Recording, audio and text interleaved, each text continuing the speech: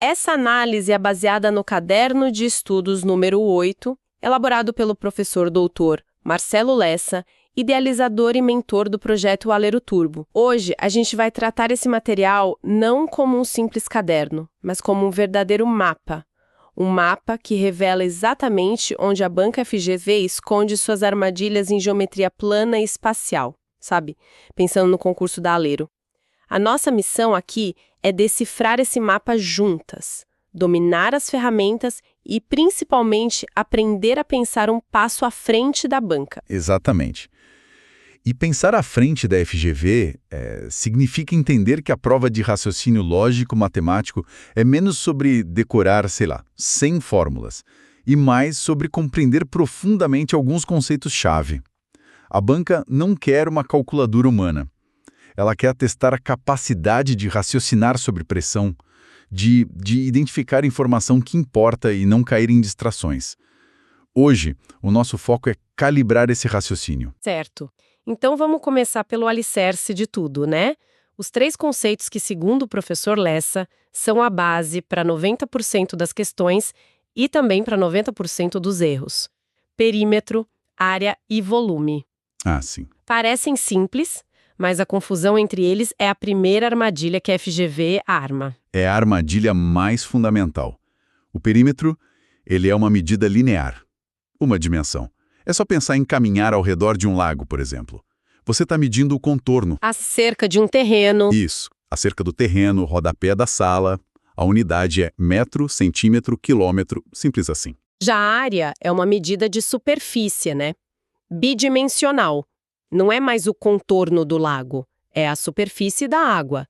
É o gramado do campo, o piso que você precisa comprar para a sala. E aqui a unidade muda.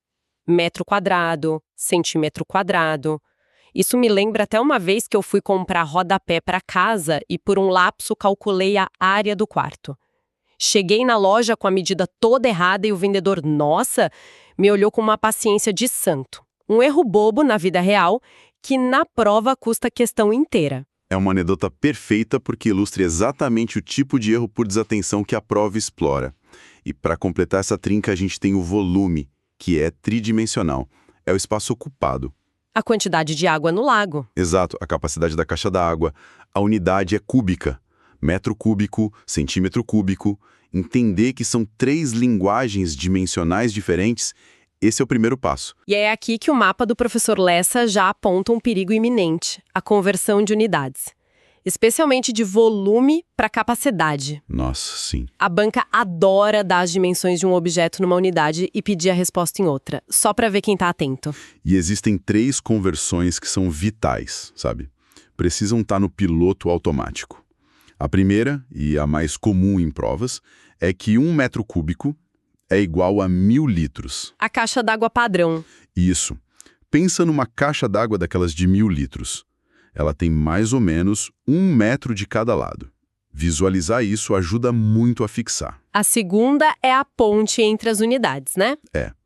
1 decímetro cúbico, que é um cubo de 10 por 10 por 10 centímetros, equivale a exatamente 1 litro. O exemplo do material é perfeito. A caixa de leite. É a materialização de 1 litro. É verdade. E a terceira, para volumes menores, é que 1 centímetro cúbico equivale a 1 mililitro. Uma seringa de injeção, por exemplo. A FGV pode dar as dimensões de uma piscina em metros e pedir quantos caminhões-pipa de 8.000 litros são necessários. Sem dominar essa relação de metro cúbico para litro, a pessoa fica paralisada. É um detalhe que separa quem acerta de quem erra. Totalmente. Ok. Entendida a diferença entre as dimensões e as conversões, vamos montar nosso arsenal de ferramentas. O caderno traz aquela tabela com as fórmulas de área. E eu acho que não vale a pena só listar. Vamos entender a lógica e as pegadinhas de cada uma. Boa. Começando pelas mais básicas. Quadrado e retângulo. Certo.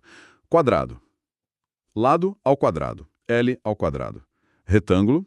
Base vezes altura. Simples. Mas é no triângulo que a FGV começa a testar a atenção de verdade. A fórmula é base vezes altura dividido por 2. Mas onde que está a armadilha?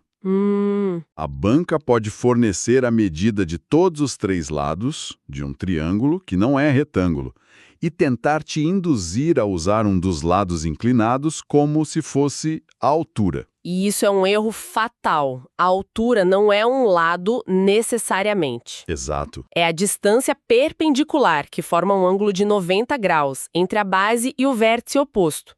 Em um desenho, é aquela linha tracejada que os professores sempre fazem, né? Exatamente. E se a questão não der a altura, talvez você precise encontrá-la. E é aí que entra outra ferramenta. Certo. Mas antes dela, vamos fechar as áreas. Círculo. πr ao quadrado. A área é proporcional ao quadrado do raio. A pegadinha aqui é clássica, quase uma tradição da FGV. Confundir a fórmula da área com a do perímetro do círculo, que é a circunferência. O 2πr. O 2πr. Eles sabem que na pressão do tempo, o cérebro pode trocar r ao quadrado por 2r. As alternativas erradas vão estar lá, calculadas com base nesse erro. É uma armadilha puramente psicológica. Eles sabem o erro que a pessoa provavelmente vai cometer. E para fechar, temos trapézio e losango. O trapézio parece complicado, mas a lógica é simples. Pois é. Você tira uma média das duas bases, a maior e a menor, e multiplica pela altura. Por isso a fórmula é base maior mais base menor, isso entre parênteses, vezes a altura e tudo dividido por 2. E o losango é o caso das diagonais. Diagonal maior vezes diagonal menor, dividido por 2. A beleza de entender essas fórmulas é perceber que muitas derivam umas das outras. Um quadrado é um tipo de retângulo que é formado por 2 triângulos retângulos. Ver essas conexões fortalece o raciocínio. E falando em triângulos retângulos, o material destaca a ferramenta que talvez seja a mais importante de toda a geometria plana para concursos. O Teorema de Pitágoras. Assim, hipotenusa ao quadrado é igual à soma dos quadrados dos catetos. O famoso A ao quadrado igual a B ao quadrado mais C ao quadrado. Mas aqui vai o segredo, o atalho que o professor Lessa enfatiza. Mais do que saber aplicar a fórmula, o candidato estratégico precisa ter memorizado o trio pitagórico mais famoso. 3, 4 e 5. 3, 4, 5. Se um triângulo retângulo tem catetos medindo 3 e 4, a hipotenusa sempre será 5. Não precisa nem calcular, é automático. E o mais poderoso é que isso funciona para todos os múltiplos. Se os catetos são 6 e 8, que é o dobro de 3 e 4, a hipotenusa vai ser 10. Exatamente. Se são 30 e 40, a hipotenusa será 50. Identificar esse padrão numa questão economiza minutos preciosos. Minutos que podem ser a diferença para revisar uma outra questão mais complexa no final da prova. É uma vantagem competitiva imensa. Enquanto o concorrente está lá, calculando 30 ao quadrado, 40 ao quadrado, somando, tirando raiz, você já identificou o padrão, achou 50 e passou para a próxima fase do problema. A FGV usa esses trios para recompensar quem estudou de forma inteligente. Com certeza. Perfeito. Agora, vamos levar esse raciocínio para o 3D, para os volumes. O caderno resume as 3 fórmulas principais: cubo, paralelepípedo e cilindro. E a lógica aqui é elegantemente simples. O volume da maioria dos sólidos regulares é apenas a área da base multiplicada pela altura. É como se você pegasse a área da base e fosse empilhando, né? Até atingir a altura desejada. É exatamente isso. Você empilha a área. Faz todo sentido. No paralelepípedo, a base é um retângulo com área de comprimento vezes largura. Então, o volume é comprimento vezes largura vezes altura. No cubo, é a mesma coisa. Só que todos os lados são iguais. Então fica lado vezes lado vezes lado. Lado ao cubo. E o cilindro, que parece mais difícil? Mesma lógica.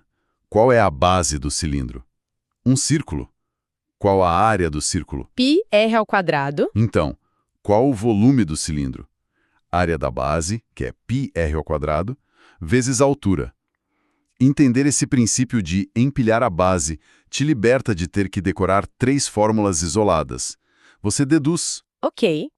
Temos o mapa, as ferramentas e os atalhos. Agora vamos para o campo de batalha. Vamos analisar algumas questões do material que o professor Lessa selecionou, porque elas são um raio-x perfeito do modo de operação da FGV. Vamos lá. Começando pela questão 01. O enunciado diz: Um terreno retangular tem perímetro de 60 metros. Se o comprimento é o dobro da largura, qual a área? Essa questão é um exemplo clássico de como a FGV usa uma informação como isca. O dado principal que eles dão, 60 metros, é o perímetro. O que eles pedem é a área. A armadilha é a pessoa afobada tentar usar o 60 direto num cálculo de área. E a banca sabe que alguém vai fazer isso. A alternativa errada vai estar lá, esperando. O perímetro, então, não é o objetivo. É só a chave para encontrar as dimensões do terreno. Exato. O cálculo correto seria: perímetro é 2 vezes o comprimento, mais 2 vezes a largura, igual a 60. A questão também diz que o comprimento é o dobro da largura, C igual a 2L. Agora é só montar o quebra-cabeça. Substituindo C por 2L na fórmula, a gente tem 2 vezes 2L mais 2L igual a 60. Isso. 4L mais 2L que dá 6L. 6L igual a 60. Pronto. Encontremos a largura. L igual a 10 metros. Se a largura é 10, o comprimento é o dobro, 20. E só agora, no passo final, é que a gente calcula o que foi pedido. A área. 10 vezes 20, 200 metros quadrados. É uma questão em etapas, e a FGV testa a paciência do candidato. Vamos para a questão 03, que lida com volume e a temida conversão. Enunciado. Uma caixa d'água tem 2 metros de comprimento, 1,5 de largura e 1 metro de altura. Qual a sua capacidade em litros? Clássica. Primeiro passo, calcular o volume. É só multiplicar. 2 vezes 1,5 vezes 1. Dá 3 metros cúbicos. É aqui que a FGV estende a segunda rede. Com certeza. As alternativas vão incluir 30 litros, 300 litros. Para pescar quem não lembra ou se confunde com a conversão. O número 3 está ali, gritando para ser usado da forma errada. O candidato estratégico, que tem aquela conversão-chave na cabeça, sabe que o trabalho não terminou. Ele sabe que 1 metro cúbico equivale a 1.000 litros. O passo final e decisivo é multiplicar os 3 metros cúbicos por 1.000. Resultado: 3.000 litros. É uma questão de 2 estágios. E o segundo é puramente conceitual. E a FGV adora esses problemas. Eles filtram quem só decorou a fórmula do volume, mas não entendeu a relação com capacidade. A matemática é trivial. O raciocínio é o que conta. Agora a questão 10. Para mim, essa é a obra-prima da maldade da FGV. Ela cria uma armadilha em múltiplos níveis. Essa é boa. O enunciado. Um terreno retangular de 20 por 30 metros será cercado com 4 fios de arame. O metro do arame custa R$ 2,00. Qual o custo total? Essa questão testa mais a capacidade de seguir instruções sob pressão do que a geometria em si. Vamos desmontar a armadilha. Nível 1 de erro. O candidato calcula a área, 20 vezes 30, 600, em vez do perímetro. A palavra terreno pode acionar área no cérebro. Erro fatal. O correto é calcular o perímetro para uma cerca. 20 mais 30 mais 20 mais 30. 100 metros. E claro, a FGV vai ter uma alternativa baseada nesse erro, algo como 100 metros vezes R$ 2,00, dando R$ 200. Mas essa é só a segunda armadilha. Exato. O nível 2 de erro é esquecer o detalhe crucial. São 4 fios de arame. A cerca não é uma volta só, são 4. Então a quantidade total de arame não é 100 metros. É 4 vezes 100 metros, 400 metros. E pode apostar que vai ter uma alternativa para quem esqueceu de multiplicar por 4. É quase cruel. Te dão todas as chances de errar. E o passo final, depois de desviar de tudo isso, é calcular o custo. 400 metros de arame a R$ 2,00 o metro, o que nos dá o custo total de R$ 800. Uma questão simples na essência, mas que exige atenção plena. E é isso que o material do professor Lessa nos ensina. Ler o problema como um detetive, procurando por essas palavras-chave. Cercar significa perímetro. 4 fios é um multiplicador. Custo por metro é o cálculo final. A ordem importa. Com certeza. Certo. Para garantir que esses conceitos fiquem gravados, vamos fazer uma revisão final. Um stress test baseado nos pontos de ouro do fichamento do professor Lessa. Eu apresento um cenário típico da FGV e você me diz a pegadinha e como pensar. Preparado? Vamos lá. Cenário 1. A FGV pede para calcular quantidade de tinta para pintar uma parede retangular de um galpão. A pegadinha é que a parede tem um portão grande no meio. O que o candidato precisa fazer? O raciocínio é de área, claro, porque tinta cobre superfície. A armadilha é usar a área total da parede. O correto é calcular a área total da parede e subtrair a área que não será pintada, que é a do portão. É um problema de área líquida. E a FGV vai ter uma alternativa com a área bruta? Com certeza, para pegar o desatento. Excelente. Cenário 2, um clássico de proporções. A questão afirma que o lado de uma pizza quadrada dobrou de tamanho. A área da pizza multiplicou por quanto? A intuição grita 2, mas está errada. A armadilha é pensar linearmente num problema de área. Como a área é lado ao quadrado, se o lado vira 2L, a nova área é, entre parênteses, 2L ao quadrado, o que dá 4L ao quadrado. Multiplica por 4. A área multiplica por 4. A pizza ficou 4 vezes maior. Isso é fundamental. E se a gente levar isso para o 3D? A aresta de uma caixa d'água cúbica dobrou. O volume dela multiplicou por quanto? Mesma lógica, mas elevada à terceira potência.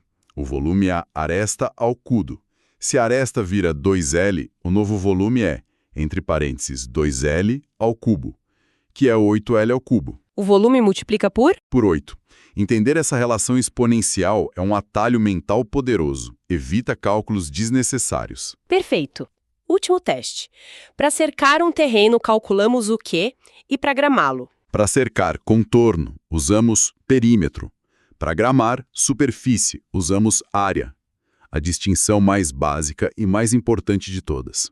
Então, se a gente pudesse resumir a estratégia para dominar a geometria na FGV numa frase, seria: entenda a fundo a diferença entre as dimensões, memorize as fórmulas essenciais, mas, acima de tudo, leia cada enunciado com a desconfiança de um detetive.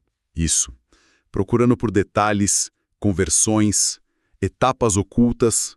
Exato. E eu adicionaria um último pensamento para reflexão. A geometria, no fundo, é sobre a organização lógica do espaço e dos recursos. No serviço público, essa habilidade é essencial. É verdade.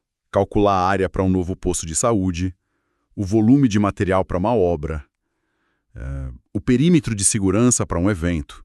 Tudo isso começa nesses princípios. Dominar isso na prova não é um fim em si mesmo.